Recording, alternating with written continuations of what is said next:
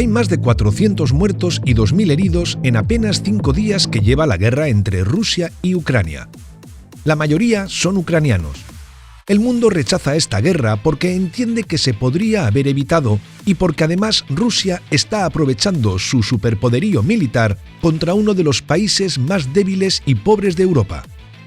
Los aliados de la OTAN, entre los que se encuentran Estados Unidos, Canadá, el Reino Unido y la Unión Europea, no mandarán sus tropas al combate para apoyar al bando ucraniano.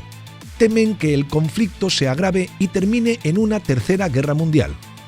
En vez de eso, prefieren castigar a Rusia con una serie de medidas que causarán una profunda crisis económica en Rusia. La más importante de momento ha sido la expulsión de los bancos rusos del sistema SWIFT. ¿Pero qué es el sistema SWIFT? Seguramente hagamos un vídeo sobre este tema, pero para resumírtelo, es un sistema a través del cual los bancos procesan la mayor parte de los pagos internacionales. Es decir, debido a la salida de Rusia de este sistema, no podrá cobrar ni pagar por gran parte de los bienes y servicios que comercia con el mundo. El país de Putin quedará prácticamente aislado, lo que hará que su economía pueda producir mucho menos que antes. Esta medida también afectará a la economía mundial. Sin el gas ni el petróleo rusos, habrá menos combustibles provocando una subida del precio de estos para hacer funcionar las fábricas del mundo. Los aliados son conscientes de este costo, pero llevan adelante esta medida para herir a Rusia sin acudir a las armas. La crisis rusa y el menor crecimiento económico mundial hace que los inversores proyecten menores ganancias para las compañías y quieran proteger su capital. Venden activos de riesgo, como las acciones y las criptomonedas, y compran activos de refugio, como el oro que se comercia en el mercado internacional en onzas Troy, una unidad de medida que equivale a 31,10 gramos. Desde febrero, el oro viene subiendo sin parar en el mercado internacional. Después de echar a los bancos rusos del sistema SWIFT, el metal dorado aumentó otro 2% y superó los $1.900 por onza. La gente invierte en oro cuando necesita proteger sus ahorros contra la inflación y contra las crisis. La guerra es uno de estos episodios críticos que suele generar muchas más pérdidas que ganancias económicas. Durante una guerra, la producción, el comercio y el transporte de mercancías de un país se ven afectados. Sus industrias no reciben, o reciben tarde, los materiales y materias primas que necesitan para elaborar sus productos, los cuales, a su vez, llegan con demora a sus clientes. El suministro de bienes y servicios necesarios para la población también se interrumpe. Pueden llegar a faltar alimentos en los supermercados o medicamentos en las farmacias. Pero las guerras también generan beneficios para algunas economías. Las empresas armamentísticas hacen el agosto con las guerras. De hecho, países como España se benefician de las ventas de vehículos marinos de guerra, aunque evidentemente las guerras producen más pérdidas que ganancias. Cuando la guerra involucra a una superpotencia, el impacto sobre la economía mundial es mayor. Esto hace que mucha más gente quiera comprar oro para proteger su capital de esta situación crítica, lo que hace que suba su precio. Por ejemplo, durante el conflicto que enfrentó a los aliados de la OTAN contra las organizaciones terroristas en Irak, Afganistán y Siria, el precio del oro se multiplicó unas 6 veces. Fue en septiembre de 2001. Cuando Estados Unidos invadió Afganistán, la onza de oro costaba $300. 20 años más tarde, después de que la primera potencia mundial retirara las últimas tropas de Afganistán, el oro estaba a $1.800. En estas 2 décadas, Estados Unidos imprimió $8 billones para financiar su gasto militar y levantar su economía de 3 profundas crisis económicas. Una de ellas fue la crisis de la pandemia. El COVID-19 obligó a cerrar las fábricas, tiendas y oficinas de todo el mundo, ya que la gente se quedara en sus hogares para contener el avance del virus. Mientras tanto, se buscaba una cura o un tratamiento efectivo contra el virus y se equipaban los hospitales y las clínicas para recibir a las personas que desarrollaban un cuadro grave de la enfermedad. Por los cierres, la producción mundial se derrumbó. Muchas empresas cerraron y otras muchas personas se quedaron sin trabajo. Esto llevó a que los principales gobiernos del mundo buscasen levantar sus economías de la profunda crisis económica, imprimiendo $12 billones y repartiéndolos entre la población. Estados Unidos emitió 5 de esos 12 billones. Tanto dinero fresco circulando despertó un monstruo económico que estaba dormido desde hacía 30 años, la inflación. El dinero nuevo hizo subir los precios de las materias primas y los productos finales, llevando a la inflación a sus máximos niveles en las últimas 4 décadas. La abundancia de dinero, la crisis económica y la mayor inflación llevó a que muchas personas buscaran comprar oro para proteger su capital. Como resultado, el precio oro voló desde los $1.500 hasta el récord histórico en los $2.075. Después de que se descubrieran y distribuyeran las vacunas, el COVID fue menos agresivo. Una menor proporción de las personas que contraían el virus desarrollaba cuadros graves de la enfermedad. Paulatinamente los países fueron reabriendo las fábricas, las oficinas y las tiendas y descartando los cierres como una solución para detener el avance del virus. Las economías se recuperaron de la crisis y la demanda de oro fue menor, a tal punto que la onza del metal dorado cayó hasta los $1.800 a finales de 2021. Pero la demanda de oro volvió otra vez a subir a medida que las relaciones entre Rusia y Ucrania se pusieron cada vez más tensas. La mayor demanda impulsó el precio del metal, que superó los $1.900 después de que estallara la guerra entre estos dos países. Pero, ¿por qué el oro es tan querido en todo el mundo? ¿Cómo se ganó el mote de activo refugio? La relación entre el oro y las personas arrancó aproximadamente en el año 3000 a.C., cuando los antiguos egipcios comenzaron a crear joyas con este metal precioso. Durante los siguientes 2500 años, cada vez más personas quisieron lucir un collar, una pulsera o un distintivo de oro. Como todos querían tenerlo, desde el siglo VI a.C. el oro empezó a operar como moneda de cambio. Los comerciantes encontraron en las monedas de oro un modelo estándar y fácilmente transferible que simplificara el comercio, por lo que rápidamente su uso se popularizó. Con el paso de los siglos, cada vez más personas de Europa, Asia, África y América intercambiaban bienes y servicios por unidades valuadas en oro. El oro se convirtió en símbolo de riqueza. Pero llegó un momento en el que el oro pasó de ser una solución a una traba para el crecimiento del comercio. El oro no podía dividirse en partes iguales ni transportarse con facilidad, lo que impedía que muchos intercambios se realizasen. Para superar estos inconvenientes, Gran Bretaña guardó su oro para poder crear su moneda, la libra esterlina, en 1066. Al inicio, la libra valía la cantidad de oro que representaba, es decir, había tantas libras circulando como cantidad de oro circulando. En 1792, Estados Unidos siguió el modelo británico y estableció un denominado patrón oro. Esto es que la gente que traía oro al banco lo depositaba y a cambio le daban dólares por el mismo valor. Este patrón oro fue adoptado en todo el mundo y permitió que el comercio internacional tuviera un fuerte crecimiento en el siglo XIX y en los primeros años del siglo XX. Pero con la Primera Guerra Mundial este sistema de conversión entró en crisis. Algunos países que participaron en la guerra necesitaron imprimir mucho dinero para financiar sus gastos en armamento. Llegó un momento en el que había tanto dinero que la demanda por el oro hizo subir su precio, por lo que se rompió el patrón oro en el que el dinero y el oro tenían un valor similar. Al haber tanto dinero, su valor decae, porque hay mucho. Eso fue lo que pasó. La baja demanda del dinero hizo que estos países abandonasen el patrón oro y devaluasen sus monedas. En octubre de 1929 se produjo el crack de Wall Street, la caída de las acciones más catastrófica de la historia de la bolsa estadounidense. Este derrumbe generó la quiebra de numerosas empresas, que millones de personas perdieran su empleo y una profunda crisis económica y financiera en los Estados Unidos que rápidamente se extendió a lo largo del mundo por los lazos financieros y comerciales que se habían forjado entre Estados Unidos y varios países del planeta, en el siglo XIX y principios del XX. Durante la década del 30 y la Segunda Guerra Mundial, los países creían que estos lazos eran los culpables de que sus economías estuvieran en crisis. La solución para ellos fue limitar el comercio internacional a los productos necesarios y autoabastecerse. Además de eso, imprimieron dinero, devaluaron sus monedas y salieron del patrón oro. Fue así que el patrón oro tuvo que mutar hacia un nuevo sistema que reconstruyera los lazos entre los países y fomentara el comercio internacional. A este nuevo sistema se lo conoció con el nombre de patrón cambio oro. Esto funcionaba de la siguiente manera.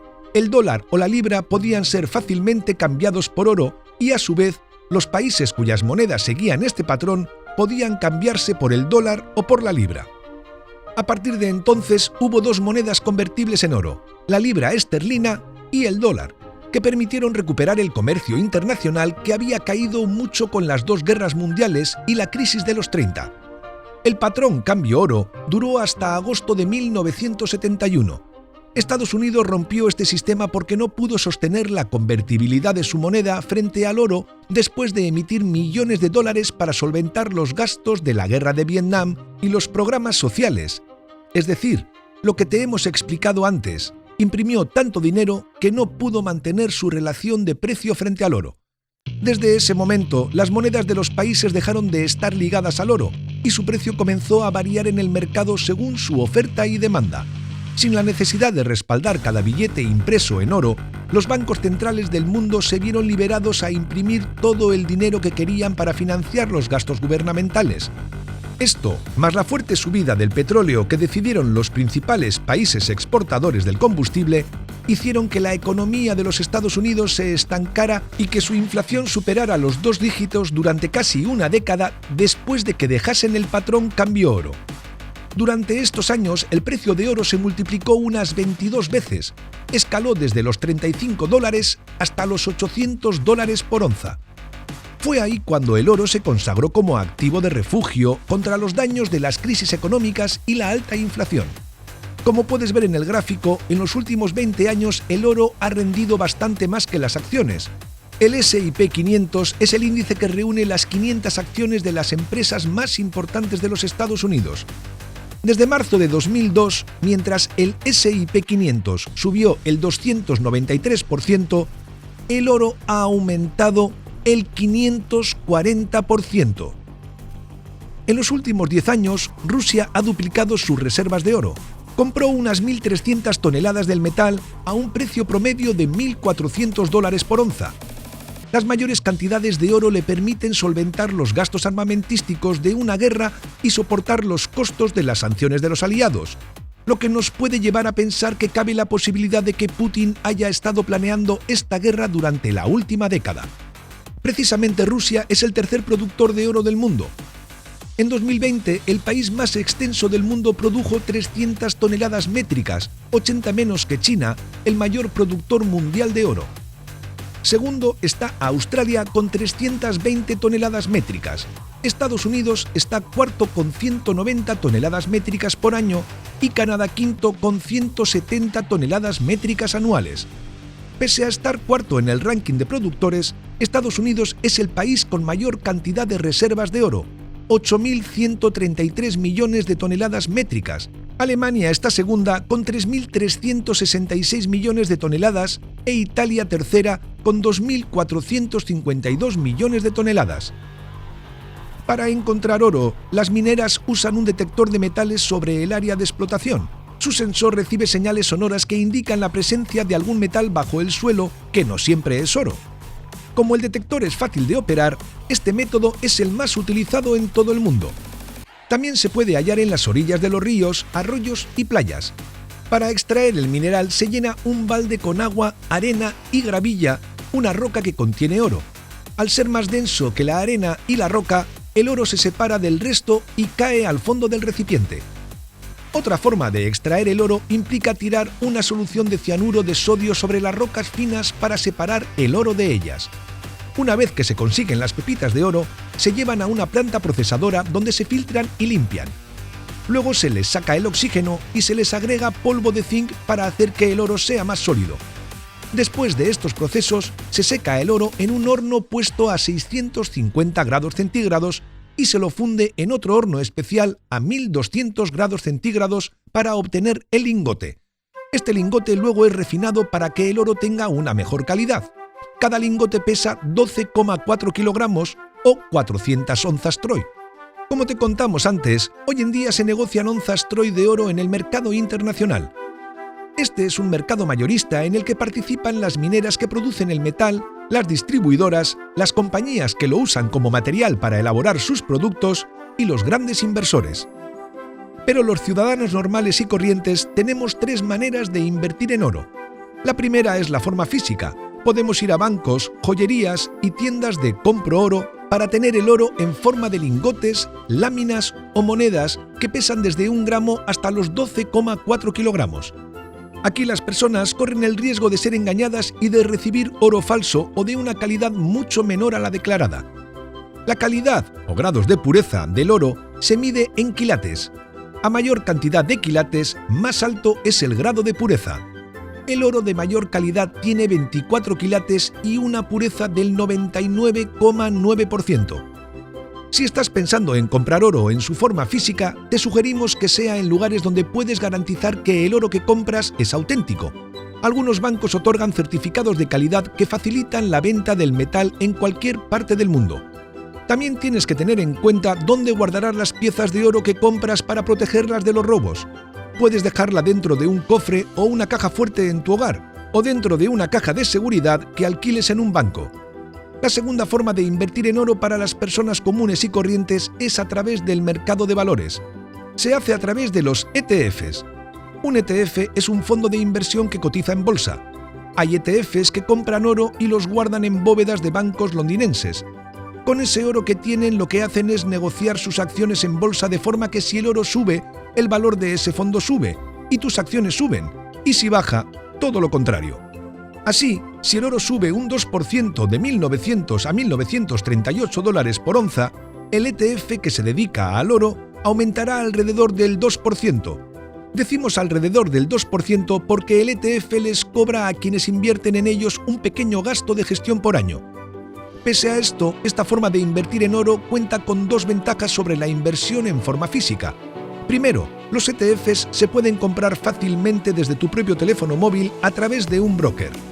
Y segundo, esta forma de inversión evita el riesgo de recibir oro falsificado y nos ahorra el estrés de buscar un lugar seguro para guardar el oro físico, ya que lo que estás pagando es por una acción de un fondo que se encarga de comprar oro, y son ellos los que se ocupan de todos los gastos referidos a la comprobación de su calidad, almacenaje, etc. El ETF más conocido dentro de los que replican el precio del oro es el SPDR Gold Trust. Lo puedes buscar como GLD, que cobra un 0,4% anual en gastos de gestión. Y la tercera manera de invertir en oro involucra a dos criptomonedas, el Tether Gold y el Pax Gold. ¿Cómo? De forma similar a los ETFs. En este caso, las criptomonedas actúan como el ETF. La compañía Tether compra oro y lo guarda en una bóveda en Suiza. Una vez que tienen el oro, ofrecen la venta de sus criptomonedas de forma que, al igual que el ETF, si el oro sube, la criptomoneda sube, y si baja, todo lo contrario. La otra cripto es Pax Gold, que también está respaldada por onzas físicas de oro. Se distingue por estar regulada por el Departamento de Servicios Financieros del Estado de Nueva York.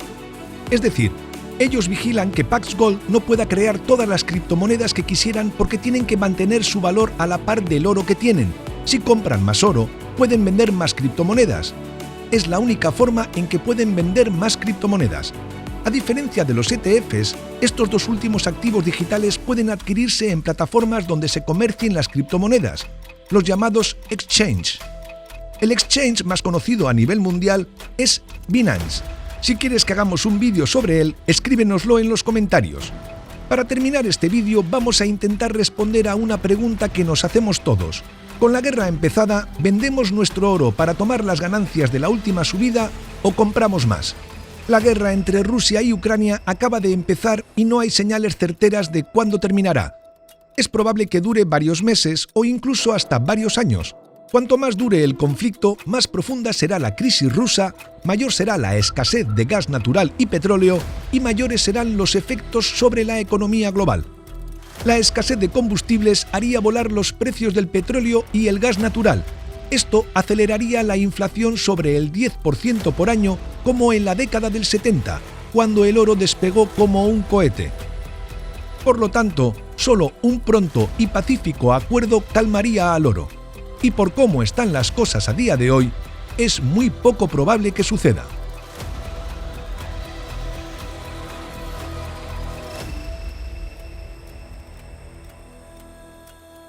Esperemos que te haya gustado el vídeo. Si es así, nos ayudaría muchísimo que nos dejases un comentario, ya que la red neuronal de Google esto lo valora muchísimo y así recomienda nuestros vídeos a más gente. Nos dejases tu like y actives la campanita para que te llegue una notificación cuando subamos nuestro próximo vídeo. Así que nos vemos en él. Un saludo.